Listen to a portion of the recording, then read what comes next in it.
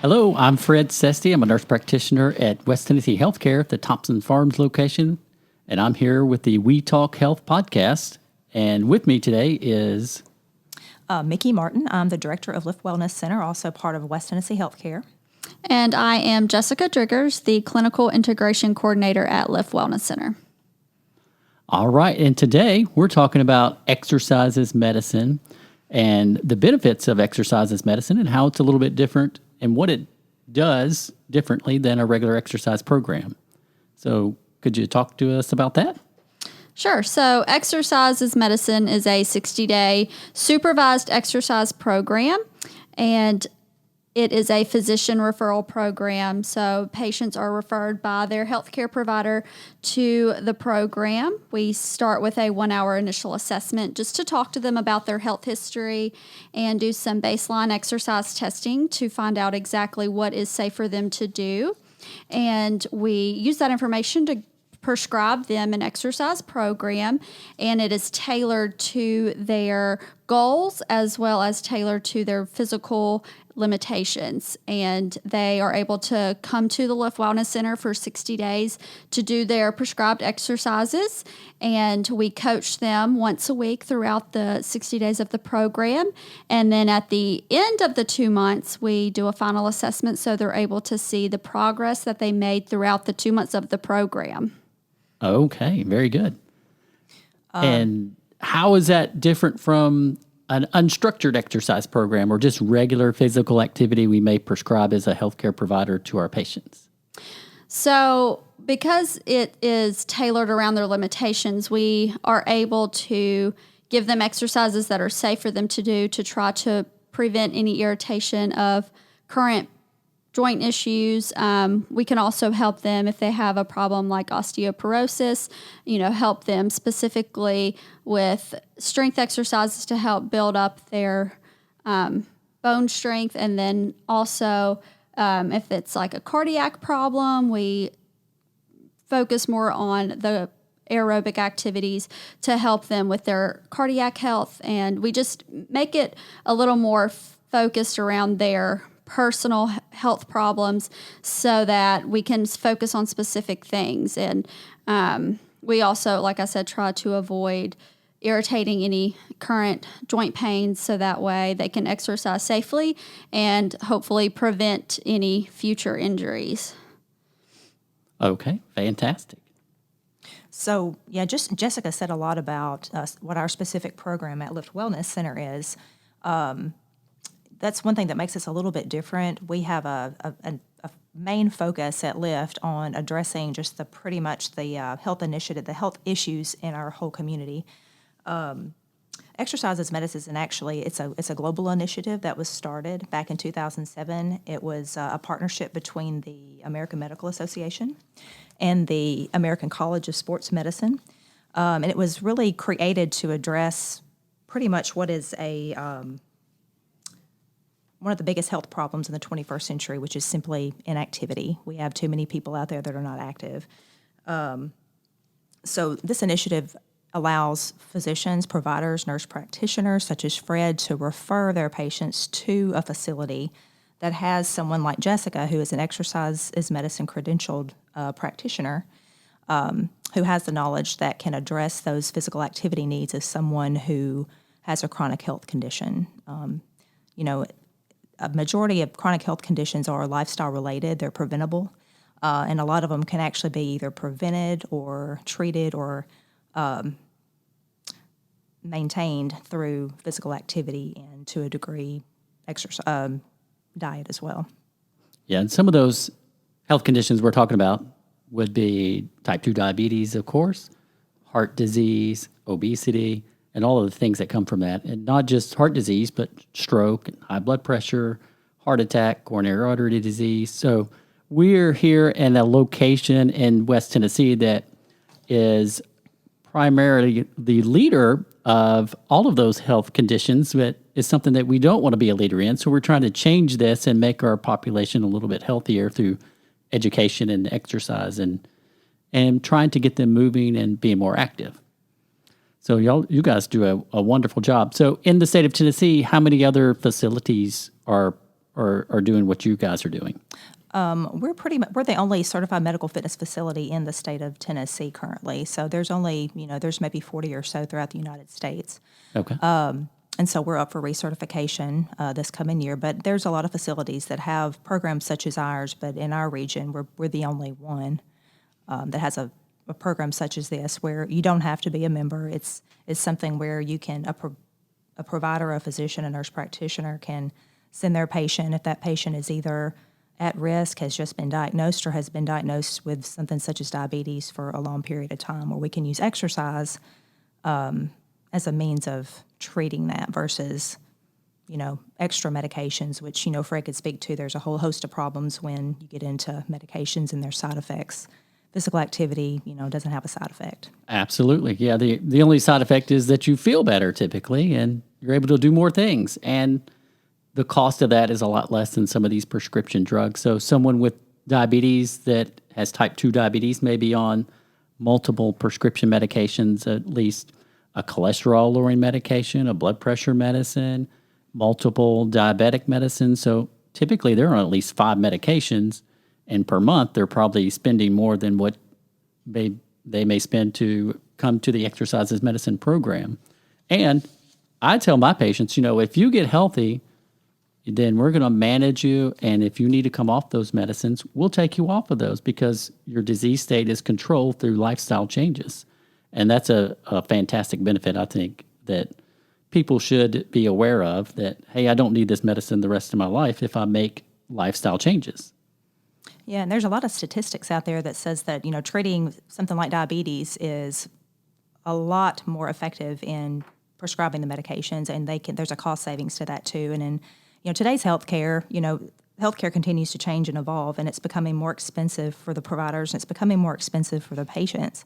So if patients can address those problems up front with something that doesn't cost them, physical activity is something they can do anywhere. They don't have to be a member of a gym or own any special equipment. Sometimes it's just something as simple as walking.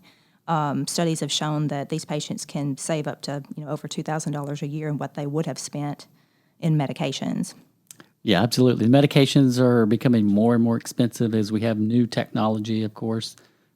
We hear about insulins all the time. If somebody is on a long-acting insulin, the cost of these medications, even generic medications, are becoming expensive. So, so I'd tell my patients, I'd say, I'd rather you spend this money on a fancy pair of sneakers or shoes or good, nutritious food rather than the dollar menu and a bunch of medications. So,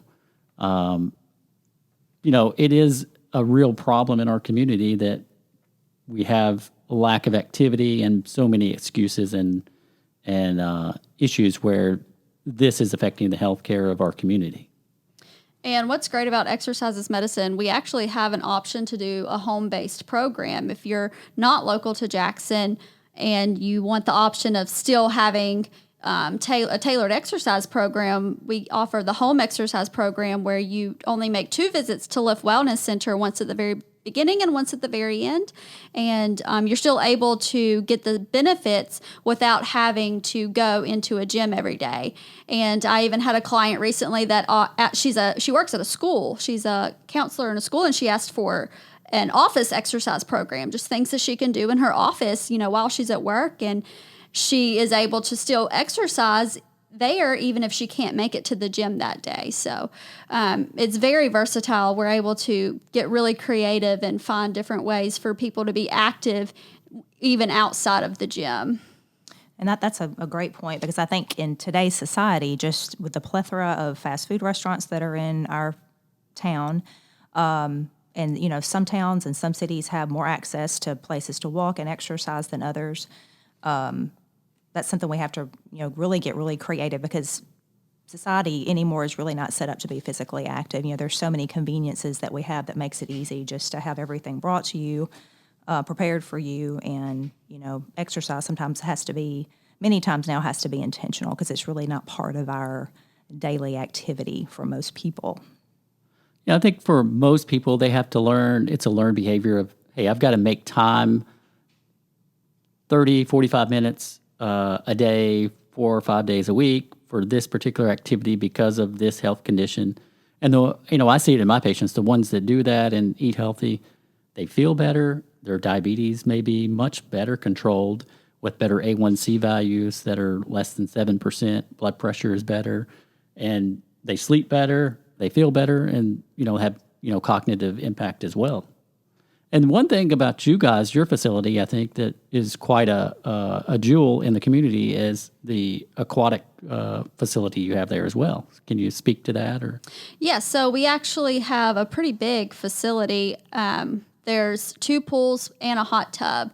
One pool is specifically designated for swimming laps, and then the other pool is heated. It's a warm water therapy style pool, and we offer group exercise classes in that pool, and we can also give exercise programs that our clients can do on their own, strength exercises using the equipment that we have. We have a variety of hand weights and ankle weights that can be used in the water, and we design a program for them. So if they want to do pool exercise instead of land exercise, they have that option. Sometimes people like to do both, and then they can alternate what they do, whether it's land or water, throughout the week. And we also have treadmills and bikes actually in the water. So that's just another form of cardio that they can do. In addition to a group fitness class or walking in the pool, they can also use the bike or treadmill. So there's variety. They don't have to do the same thing each time.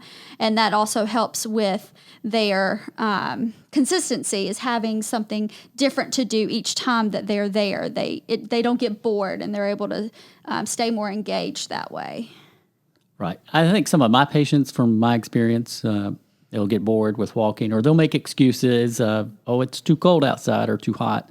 And I've joked with my staff here that there's really only about 5 days in West Tennessee that people are going to exercise outside that are the appropriate weather and humidity and sunshine. So you really just got to say, hey, we're going to exercise outside, or we're going to go to the pool or exercise, use, the underwater bike or treadmill.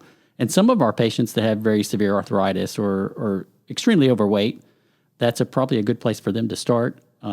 It's less taxing for them, and they can do it and feel better and see some improvement pretty quickly, usually. Absolutely. And many of my clients that have either arthritis or fibromyalgia or a previous hip or knee replacement, they opt for the pool just because it is so much easier on their joints, and they're able to move so much easier with less pain.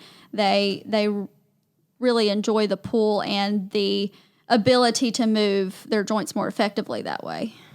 Yeah, I see that in my patients as well. So trying to get them there is the hardest part. But I think once they get there, they really enjoy the water temperature, the exercises, the group classes, and the hot tub to feel better and help with joint pain and flexibility, even in motion and range of motion and things. I do want to just kind of brag on Fred a little bit and other practitioners like him. Over 50% of the population does not get the America's recommended levels of physical activity. And really, providers, physicians, are a lot of them in the same boat. I mean, only about 40% get the recommended amount.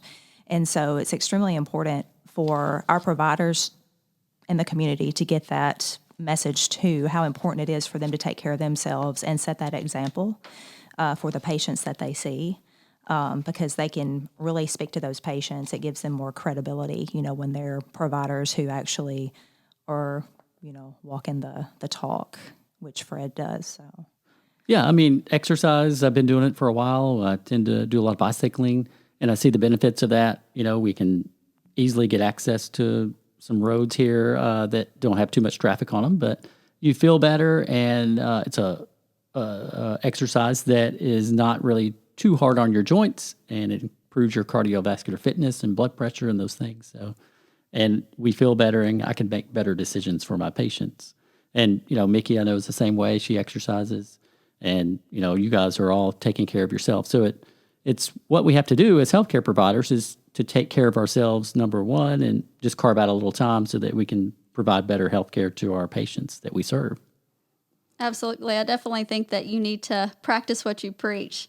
And Yes. I try to, I I exercise at least 5 days a week, but I've gotten into teaching group fitness classes, cycling being one of them. So I enjoy getting to engage with the members that way and meet even more of the members. So that way, we can try to keep them coming and, keep them excited and just give them, again, that variety of different things to do. So I definitely think it's important that you practice what you preach and show them that anyone can do it. Anyone can get engaged and get active. Yeah, and Jet, that's one of the really special things I think about our program is that the folks in the program have the opportunity to meet with Jessica at least once a week or really any other time. They're going to see her there in the facility working and exercising, and she can help them problem solve through the issues they may be having as far as how to fit their exercise into their daily lifestyle and helping them find different things that they might enjoy when they do start to get bored. Oh, yeah, absolutely. And just remind our listeners, the minimum recommendation is 150 minutes of cardiovascular exercise per week. So that's most days of the week, typically 5 days a week. If you want to do more, you can always do more. That's always better.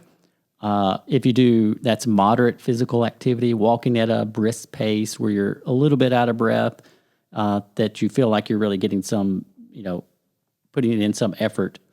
If you do more vigorous physical activity, I believe it's 75 minutes. Is that correct? That's per correct. week? If you do something more vigorous as far as running or swimming, I guess would be that. Cross-country skiing, we don't really have that here. But, We have machines that replicate that. oh, okay, great. Yeah, So, we do. perfect. So, and again, the prevalence of diabetes here, I think in West Tennessee, it's about 11, 12% from the statistics I was looking at earlier today with the CDC. And that's fairly high. And for this national average, it's about 11, 12%.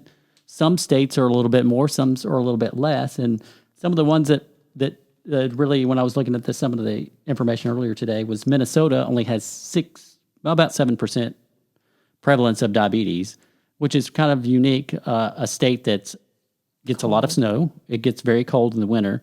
And then I think these people are exercising outside no matter what. Yep. Year round. And I think that's the key. You got to do something year round, whether it's indoors, outdoors, but outdoors, you can do most things outdoors here year round, unless it gets a little too hot. You have to adjust the time of the day, but walking outside, having somewhere safe to walk or, ride your bike or what have you. And again, you guys are teaching people how to begin to live this lifestyle. And I think that's quite beneficial for our patients long-term. And one thing Jessica mentioned earlier was just, consistency and compliance. And I think that's one thing that people who are new to exercise, and many are, that are referred from our practitioners such as Fred, they're new to it. Some people really don't know how to start, and that's okay. That's the purpose of the program, is for someone like Jessica to be able to tell them safely how to exercise, how to get the recommended amount safely for them and give them a starting off point. And then developing that habit, just, basically getting in the habit of doing that physical activity on a regular basis. And then, when life happens, when you have injuries or you have a vacation or whatever happens throughout life, that we continue that habit, that, you don't let life get in the way and stop your habit. It's very hard to get back once you've stopped. And so I think that's another benefit where studies have shown that even though you don't have to go to a facility like Lyft to exercise, studies have shown that when you do, you tend to keep that habit a little bit longer. You tend to be a little more consistent when you have something like that, somebody to hold you accountable and expect you. Same thing as kind of having a workout buddy. That's always helpful for folks. Yeah, I think accountability is the biggest part for probably one of the reasons people don't continue to exercise. And, probably one of the biggest reasons that group fitness classes are more popular than certain physical activity. So, and, I tend to hold my patients accountable because I'm asking them how much they're exercising. And typically I can see it in how we evaluate especially our diabetic patients, how we evaluate their A1C, their control of their diabetes. That's the average glucose over a 3-month period of time. So that my patients that are eating healthy and exercising, I can really see a decline in that A1C, which means improvement in glucose control. So the ones that aren't, we typically see that a progression of diabetes are trending upward of the A1C. And if someone is interested in becoming or getting involved with exercise as medicine, how would someone in the public do that? Do they need to see their doctor first or come to you guys first or a combination of both? Either way, they can either talk to their doctor about it, and we can always send referral forms to that physician or that healthcare provider, or they can stop by the lift and pick up one of our referral forms and take it to their doctor. Either way is fine. If they want to call us first, our number is 731-425-6875. They can always give us a call and ask any questions and get any information that they need to get started in the program. All right. Well, thank you guys for coming on We Talk Health. I appreciate it and look forward to talking to you again. Thank you, Fred. Appreciate Yes. your referrals and emphasis on getting our community healthier is what's important. Absolutely. Thank you. Thanks for having us.